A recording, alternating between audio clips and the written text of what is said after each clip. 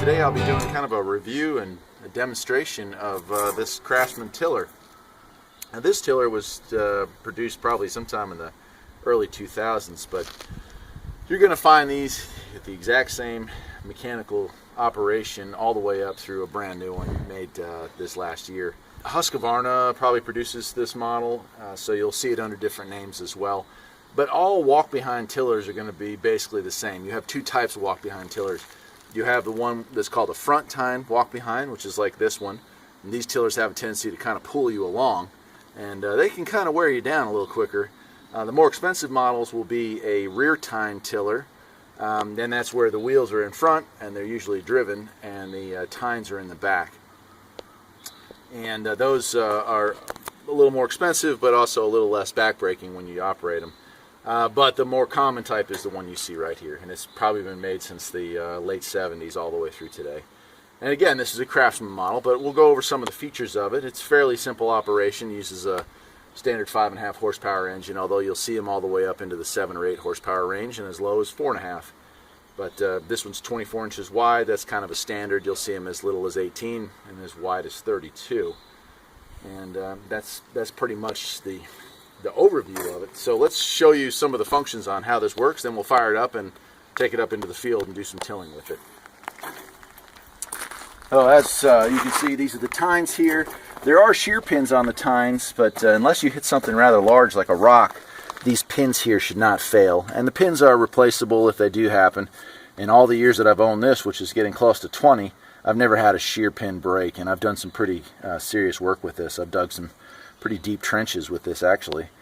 As far as the engine itself goes, you have your run and your choke, your speed. There's also your kill switch, and it's a pull start. And the only operation you have on the handles up here is your engage-disengage lever. When this is depressed, your tines start turning, and the tiller starts tilling. It'll also, if you need to walk it up to the property, you can engage this without putting any downward force on it, and it will kind of walk itself to wherever you need to start working. That's it. It's a good motor, fairly quiet. It has a good sized muffler on it, so it won't wear you out just running it. But let me go ahead and fire this one up, and we will. I'll show you how simple it is to operate. I'm going to move it to the start. Probably set the choke.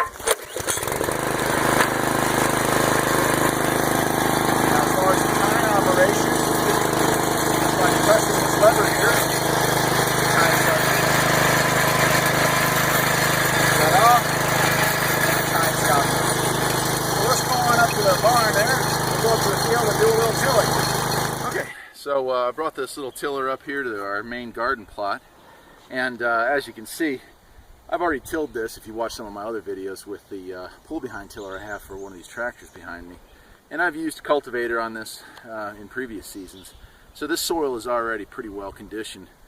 That's not to say that a tiller this size can't work through, plain grass. In fact, when I first started on my little project up here, I did make a 50 by 100 food plot that had never been tilled before out of tearing up a lawn with this very tiller. And other than needing a day off from work afterwards because of the amount of stress it put on my body, it's certainly capable of doing it. It just is going to give you a pretty heavy workout, kind of pulling and tearing at you. But to show you how easy it is to knock back the weeds and to get your soil prepped, I'll go ahead and fire this up. We'll make a pass, and then we'll do a little wrap up, and that'll be it.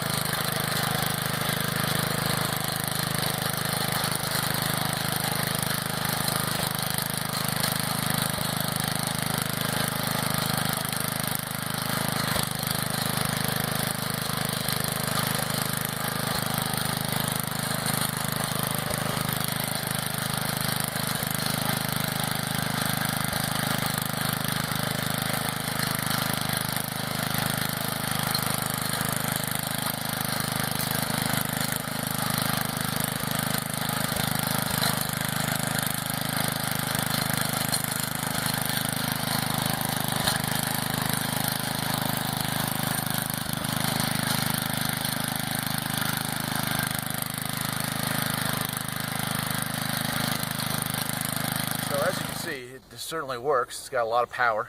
Of course, it's a dangerous device. You wouldn't want to get your feet caught up under there. It would definitely put a hurting on you.